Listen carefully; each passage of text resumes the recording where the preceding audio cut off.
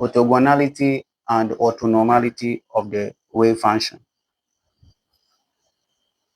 The Schrodinger equations, which are the foundation for quantum mechanics, we know that solution from them gives us many wave functions. Solution from this is the general time independent Schrodinger equation. Solution from this gives us wave functions, which we usually use psi to represent them.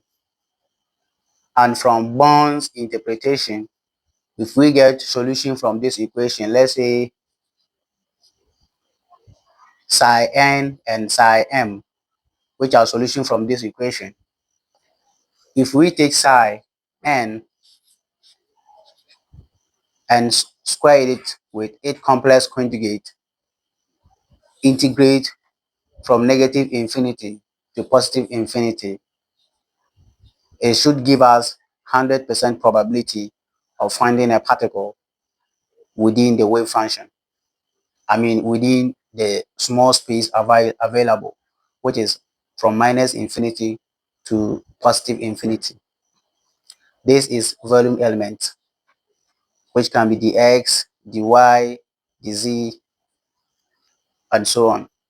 And we said that if we evaluate this and the result is 1, it means this wave function is normalized.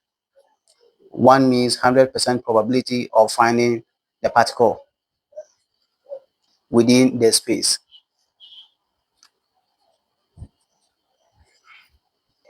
So what if we have two wave function from the Schrodinger equation?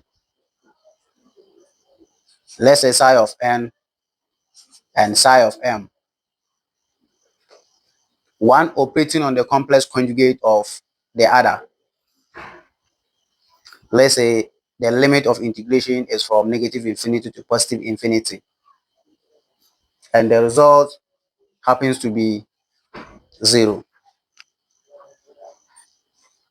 We can also write it in such a way that psi of m will be the complex conjugate and psi of n will be a normal wave function.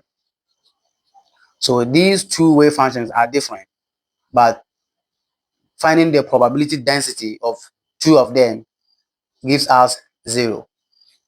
Then we can say that the two wave functions are orthogonal to each other. Orthogonal to each other.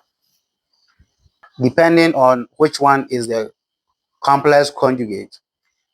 Here, either psi n can be the complex conjugate and psi m being the normal wave function.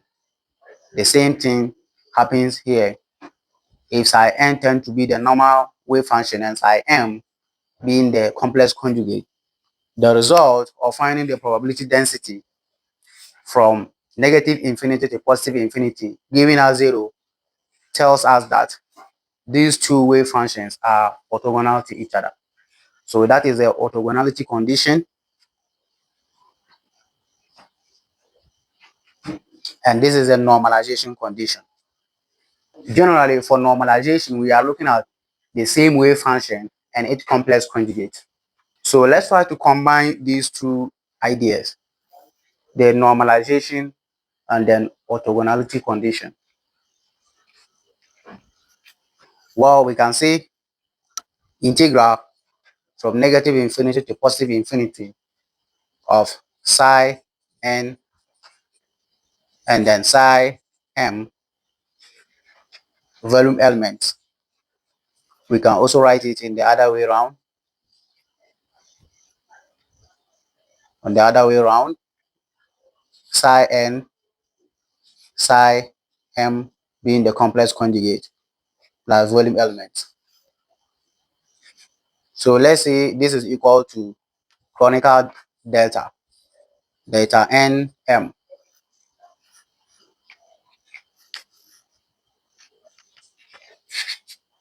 Let's decide to take one of them. So which way you write them is normal. I mean, it's okay to write them in any way. Either psi of n being the complex or psi of n being the complex. So delta nm equal integral from negative infinity to positive infinity psi n star psi m volume element, where delta nm is called the Kronecker, Kronecker delta, Kronecker delta, and it is defined as delta nm equal 0 for n not equal to m, and 1 for n equal to m. So this simply means that if you have two different wave functions and you are finding their probability density and the result happen to be 0, then it means that the two wave functions are not the same, right? It means that n is not equal to m. So the two wave functions are not the same. But if the probability density gives you 1, it means the two wave functions are identical. So that is what it means.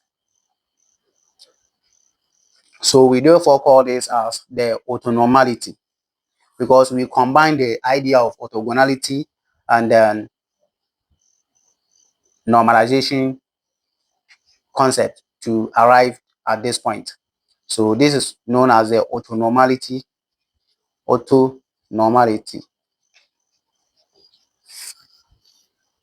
which is defined by the Kronecker delta. So wave functions that satisfy this are said to be orthonormal to each other. So that is what you should know here.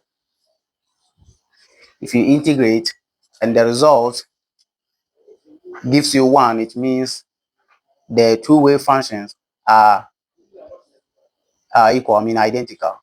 But if the result gives you 0, then n and m are not equal. The two wave functions are not identical. Prove that psi1 equal n1 into bracket a squared minus x squared and psi2 equal n2 x into bracket x squared minus, a squared minus x squared over the interval negative k to k are orthogonal. Solution: we have to prove that these two wave functions are orthogonal, and the general definition for orthogonality is that if we take integral with a given interval, let's say negative infinity to positive infinity of psi1, psi2 dt, and we've gotten our answer to be 0, then the two wave functions are orthogonal. But in this case, we've been given the limit for integration. So from minus k to k, and we have to evaluate this. Psi1 is n1 into bracket a squared minus x squared, and psi2 here is n2 x into bracket a squared minus x squared. Since they are in terms of x, we can bring the x here.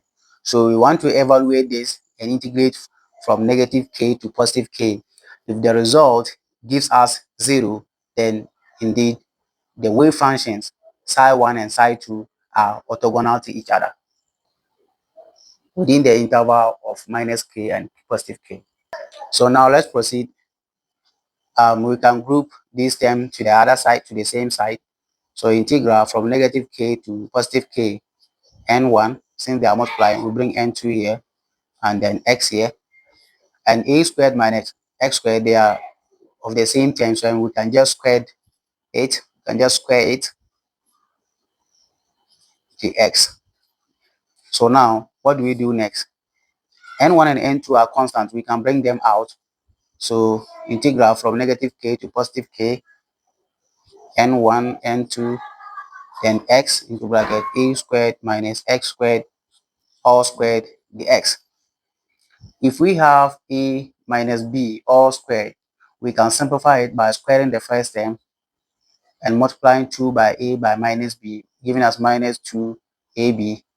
And lastly, squaring the last term, which is b squared. So let's apply that one here. There.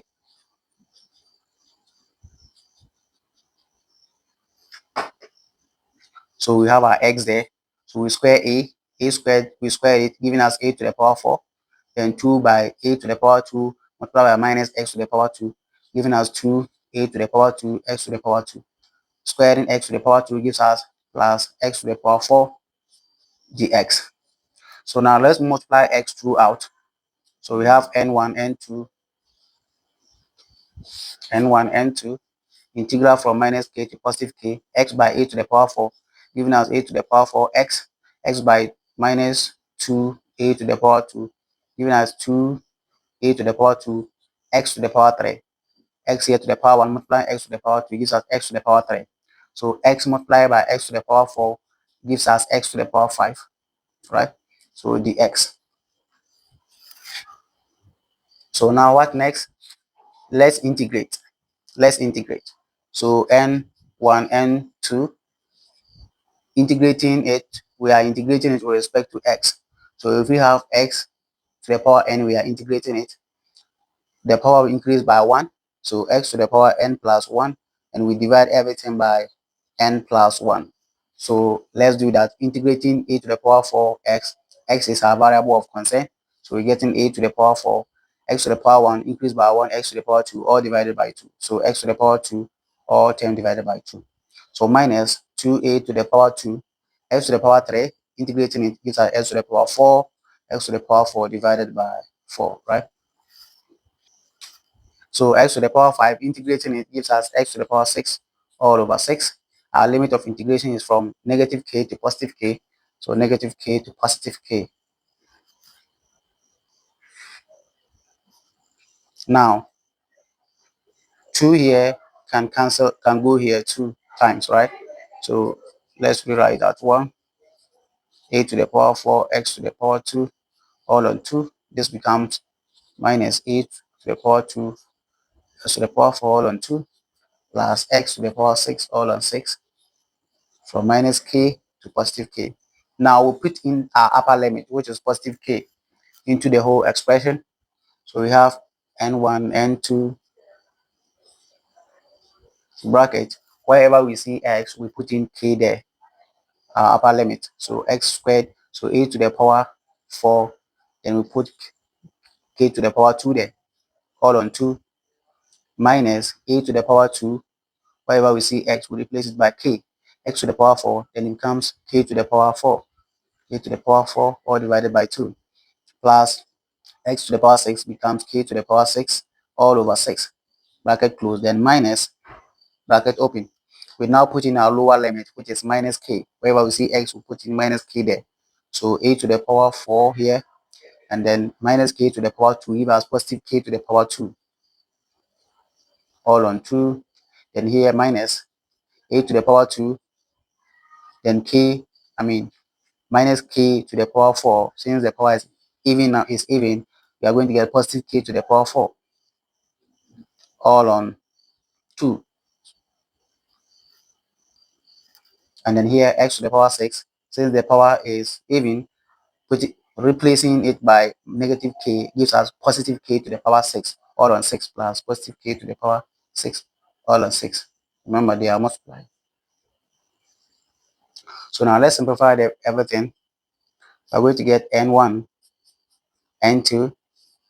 We have a to the power 4, k to the power 2 all on 2 minus a to the power 2, k to the power 4 all on 2 plus k to the power 6 over 6.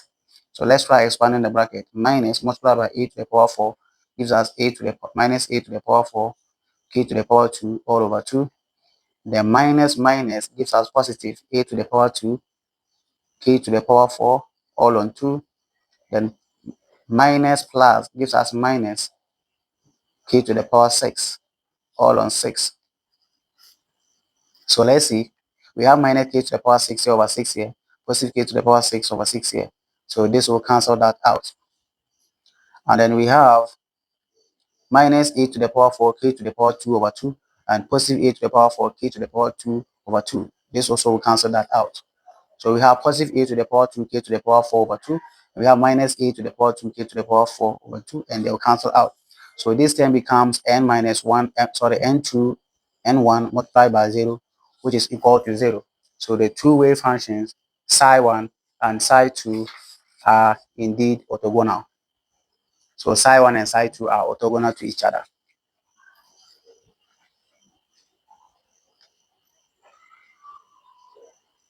If you found this video helpful, kindly subscribe to my channel and give a thumbs up to this video for more educational content like this. You can also refer my channel to your friends. Thank you. Bye.